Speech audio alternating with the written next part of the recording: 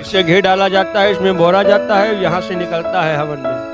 बाबा राम रहीम से जोड़ देते हैं, कहीं कहीं कहीं कहीं उनसे जोड़ देते हैं, आसाराम बापू से जोड़ देते हैं।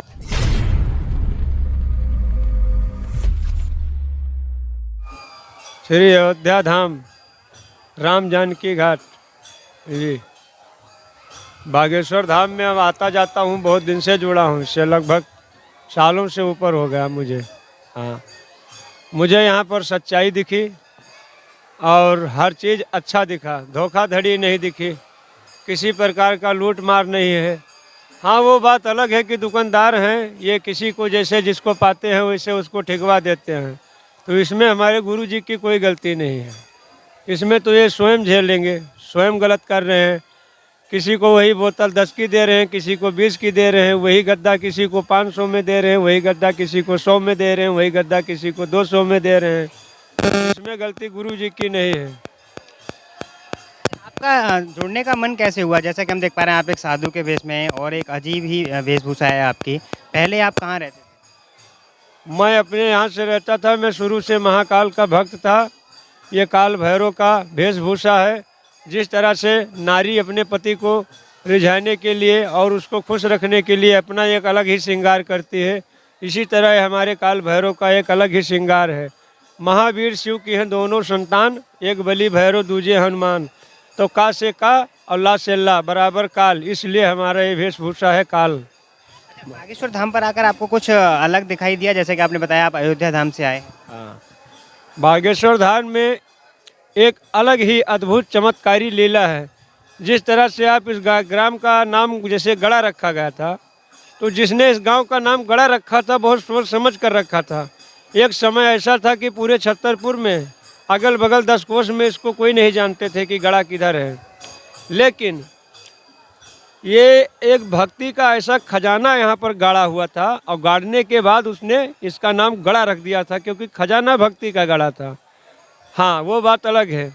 जब वक्त आया, भगवान का अवतार हुआ, तो हमारे गुरुदेव भगवान के रूप में स्वयं हनुमान जी विराजमान हैं और इस गड़ा को उछाल दिया, इतना उछाल दिया कि स्वयं छतरपुर छोड़ पूरा भारत, भारत छोड़ देश विदेश तक हमारा गड़ा गाँव चमक गया है।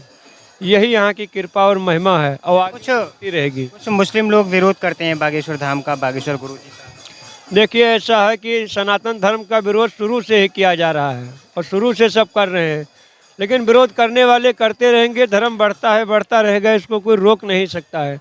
राम मंदिर कितना मुद्दा बना था, हर साल से मुद्दा, मैं अपने जीवन से इसको मुद्दा ही देखता आ रहा हूँ, लेकिन किसी ने इसको सही नहीं किया, बनाया नहीं। लालजी टंडन, पंडित भारत रत्न अटल बिहारी वाजपेयी के ज़माने से मैं भाजपा से, कमल से जुड़ा था शुरू से, अब आज भी हूँ, लेकिन मैंने कभी देखा नहीं।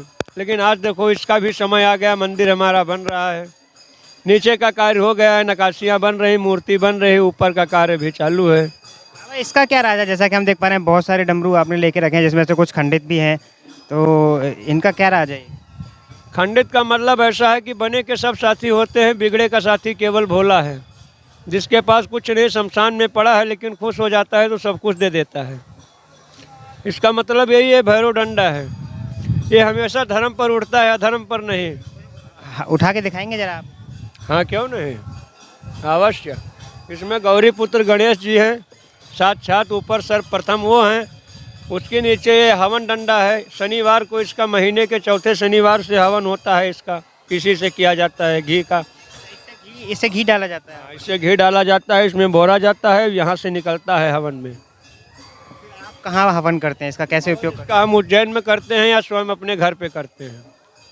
आप जहाँ से आए हैं, क्या वहाँ पर भी बागेश्वर धाम की चर्चाएँ होती हैं? अवश्य होती हैं, बहुत दीवाने हैं वहाँ बागेश्वर के, बहुत पागल हैं हमारे अयोध्या में। कुछ लोग जहाँ बागेश्वर धाम पे आते हैं तो बागेश्वर धाम की भलाई ही करते हैं, बुराई कुछ नहीं कहते, तो वहाँ ऐसे कुछ लोग मिले आपको जो बागेश्वर धाम के बारे में या बागेश्वर बाबा के बारे में कुछ नेगेटिव बोलते हैं, उल्टा सीधा बोलते हैं?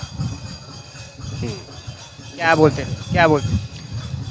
कुछ लोग हमारे गुरुजी को बाबा राम रहीम से जोड़ देते हैं, कहीं कहीं कहीं कहीं उनसे जोड़ देते हैं, आसाराम बापू से जोड़ देते हैं कि वो जब ऐसे उम्र में जाकर इतना गिर सकते हैं तो ये तो अभी 26 साल के युवा हैं। लेकिन ऐसा नहीं है, उनका हिसाब व आचार विचार कुछ अलग था, इनका हिसाब आचार विचार कुछ अलग है। भारत देश में सर्वप्रथम स्थान यही है कि जहाँ प्रति माह 1 से 1.25 लाख 1.5 लाख तक आदमी दोनों टाइम भंडारा मुफ्त में करते हैं। हर साल शिवरात्रि को कन्या विवाह उत्पन्न कराया जाता है, जिसमें महाराज जी सोना चांदी अन्न कपड़ा बेड कुर्सी सोफ़ा फर्नीचर यानी जितना ग्रस्त सामान होता है सबको बराबर देते हैं, एक गाड़ी छोड़कर। पिछले वर्ष शिवरात्रि को 125 लड़कियों की शादी की थी महाराज जी ने, हम मौजूद थे। देश देश से बड़े बड़े मठाधीश्वर मुख्यमंत्री मंत्री लगभग 25 लाख जनता, धन्य है मां अन्नपूर्णा जो सबको भोजन दे रही थी। अन्यथा यहाँ होटल के बल पर नहीं खा पाते। अच्छा, बागेश्वर गुरुजी अभी अज्ञातवास में हैं, तो इस विषय में आप क्या कहना चाहेंगे, क्या होता है ये अज्ञातवास? ये तो आगे देखा जाएगा। बागेश्वर गुरुजी अभी धाम पे है नहीं, किसी को पता भी नहीं है, तो बेंगलोर से भी निकल चुके हैं, अज्ञातवास में बताए जा रहे हैं, तो अज्ञातवास होता क्या है, इस विषय में कुछ बताना चाहिए? ये तो सर वही बता सकते हैं।